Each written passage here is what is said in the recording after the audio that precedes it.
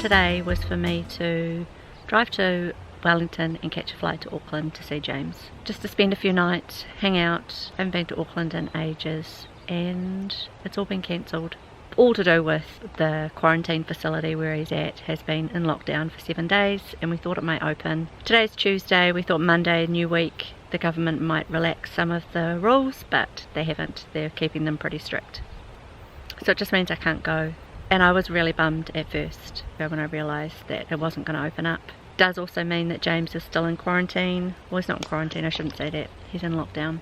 So it's a bit difficult for him because he's an incredible extrovert. He doesn't like being indoors either. So, what is my dog doing?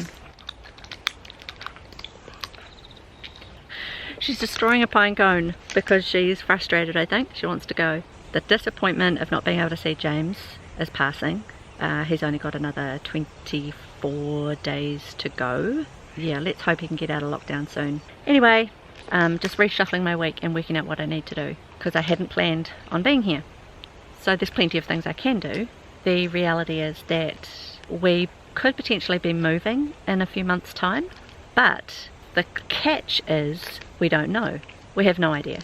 James is applying for a particular job down in Wellington and he may or may not get it. And I am very aware that we could have to move. So I'm thinking that I need to get busy sorting my house. There's lots of things we want to do in regards to continuing with some of the renovations or the upkeep of some of the bedrooms. We still want to do the hallway, the lounge and the laundry. There's even the kitchen cabinets that I want to repaint. I could actually do that by myself. I don't know that I need him for that. So I think I need to get home and get stuck in and get busy. And it will help me feel like I'm making some progress with this potential change looming. Had a bit of a late start this morning. I don't know what it was, but the kids started watching a movie at about 10 p.m, which is when I was going to bed. They didn't keep me up. They were pretty, normal noise. I had some broken sleep and I haven't been sleeping that great while James has been away either. So you just wake in the night and yeah, just things on your mind. So it's about 9:30. On my walk back to the house, I'm going to think about the things that I would like to do, and I might actually have to make a list and prioritise because every room I go into there's work to be done. And that is always the case when you start to think about moving everything. You realise all the things you have to do. And selling. In order to sell the house, it has to be clean. So that's a really good motivator to get that done. There's a cool little seat that's been put here for someone for a Paira Johansson, 1977 to 2019. Oh, they were really young.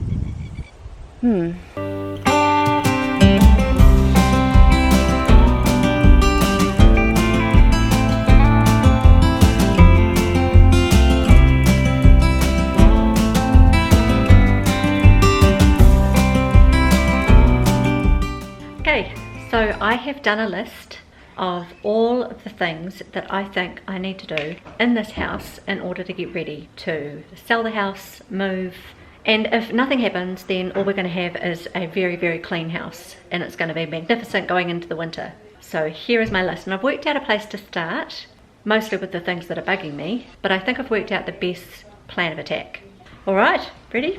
So the kitchen is the biggest area because I think it's the biggest space and it's got the most components that will need to be cleaned up. I've got the lounge area that we're going to repaint and completely tidy up when James gets back. The same goes for the hallway, that needs to get redone, so I don't need to do anything on those two things for now, unless of course I want to clean the windows, which I can do. The bathrooms need deep cleaning, our bathroom and the kids' bathroom. They've been completely renovated, so they're very tidy, so I just need to keep on top of that each week. The spare room has just been completely renovated. I don't think I need to do much except for deep cleaning the windows and steam clean the carpet. That's the case for the kids' bedrooms as well. Our bedroom and the two other bedrooms of kids, basically they've been remodeled in the last year, so it's just they need a deep clean and to steam clean the carpet in each bedroom. I can do that, I think. And the spare loo, that is going to get repainted when we do the laundry. I can deep clean that if I need to for now. So the biggest one is the kitchen area, and I'm going to show you where I'm going to get started and the things that need doing. I'll show you in a moment, but for now I've got paint on the floor from when we repainted the kitchen. There's still blobs of paint that need to get brought up with terps or methylated spirits. I want to clean the blinds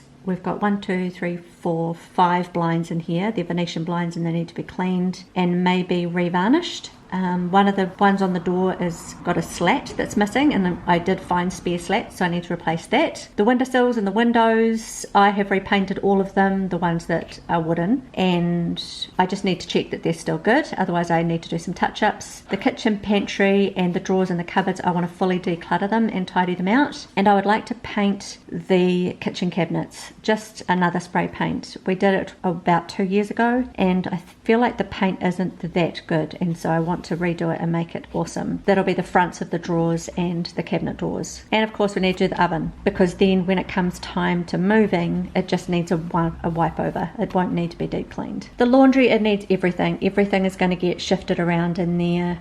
James wants to replace the old tub. He's got a new one sitting in the garage to use, and replace the cupboards if we can. Again, all of this is whatever time we've got by the time he gets back and if we move, but I think it'll be nice to get it all done and have it nicely finished for the people that move in.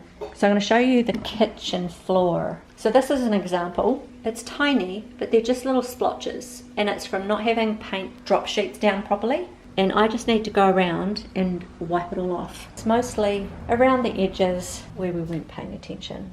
So if you can see there. So I think that that's where I'm going to get started. I think I'll get started in this kitchen doing the floor and doing the windows and the oven and things like that. I think the kitchen needs a deep clean, especially with the cupboards, decluttering the pantry and the drawers and making sure that we're not going to keep hold of things we don't need, and make sure everything's super tidy and simplified. These Venetian blinds in our kitchen need a lot more attention because they're against the sink and the workbench, where things are often splashing up on them. So I know that they need to be cleaned, and I've cleaned them a couple of times over the years. We've lived here coming up 6 years, and I've cleaned those Venetian blinds a couple of times, but it looks like they're fading really quite significantly in the sun. We get a huge amount of morning sun coming in there, and the blinds block a lot of that when it's really hot in the summer. But also any grime gets literally baked on if the blinds are facing that way. And when I have washed them, I think I've taken off some of the varnish. Maybe I've washed it with something that's too harsh. So we've probably not cared for them the way they should. So I'd like to make sure that they're tidy. I think that they'll be really expensive to replace. So if I can clean them up and make them look better, because they're not broken or anything, they're perfectly good. Maybe I'll get to that before James comes back. I don't know. Okay, I'll be honest. When I take down things like Venetian blinds, all the spiders come out. So all the things that have been making webs and catching flies freak me out. So I don't really want to pull them down, and I can't do anything with them until they're down. But there's heaps for me to do before I touch those Venetian blinds. So I'm going to get to it with my rag and my terps, and I'm going to see how much I can get done in an hour and a half or so and start getting this place all cleaned up. And as I sit here, I mean, you could think that I'm a terrible sloth, but look, can you see the marks on the wall? That looks like dog marks to me. And I think I'm just going to find all sorts of things like that need to be cleaned. And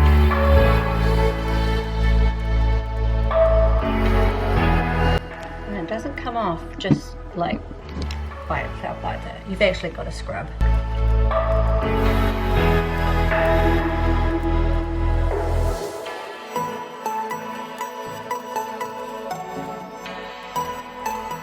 See how I'm just going to be able to go square by square. Make sure each square is tidy before I move on to the next.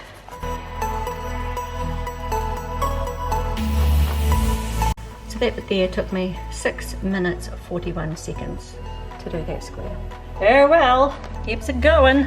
I wonder if this is bad like this because I've left it for 2 years. Do you think?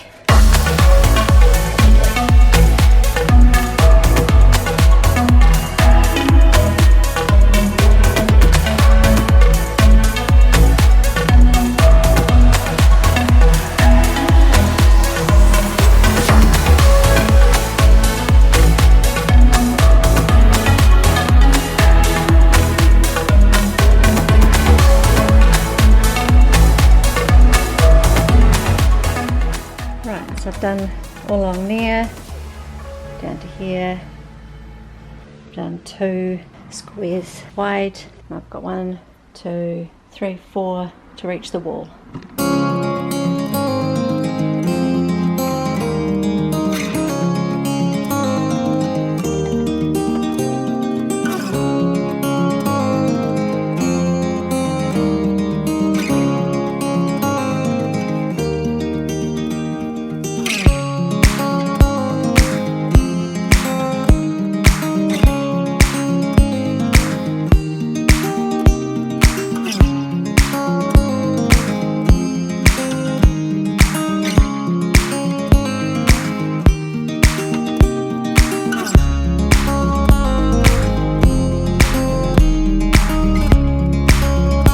I've actually completed 2 deep all the way down, and it only took me an hour and a half.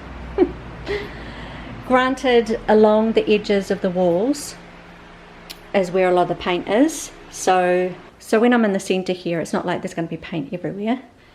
It's good to have it underway. I feel like that's a big project I've been procrastinating on. So I'm going to try and do a bit every day. Maybe if I can only do an hour, that's fine. If I've got 2 or 3 hours, then I'll give it a go. It could be good to get this over and done with pretty quickly. Hazel wants to go for a look at her. Anyway, I don't know where the day's gone. It's 7:30. I'll tell you where the day's gone. Got home from my walk, and I always go and do some exercise on the deck by the pool. Do that for about 20 minutes, half an hour, on my yoga mat with my weights, and then I had a swim, just a quick swim for 10 minutes. And I came inside and I dealt with my sourdough, put a load of washing on, prepared my breakfast, and then cleaned a bathroom, and then I went and had a shower. Then I came out and I sat and I had my breakfast, and I started doing some editing. Regan was up and he was super chatty about what's going on for him at university, so I chatted to him for a while. Then I carried on working until about 3:30 when Emma came home from school, and then I had a little bit of afternoon tea. Regan had made some sushi, so I had some of his leftover sushi, and then I lay on my bed for a little bit, for about 20 minutes, and so I had some rest, and then I came out here and I've been doing this. So that's where the day's gone. It just goes, the hours just go tick, tick, tick, tick over. But I'm gonna take this dog for a walk. One thing I'm so thankful for in this time is that river, to walk and just get a bigger picture. You can see the hills. When the weather changes or there's rain or there's wind, it reflects it, and even though things are changing all the time, the river's always there. It's always there, and even though it's always moving and things are always happening, it's pretty constant. And I love that. Kind of reminds me of God, that even though storms come, floods, big trees can get washed down and take things out, wreck things, destroy things, things die, the river remains. And whenever I need it, and whenever anyone needs it, it's always there. I will catch you in the next video. Thank you so much for watching, and until then, bye for now. What, Hazel? Really?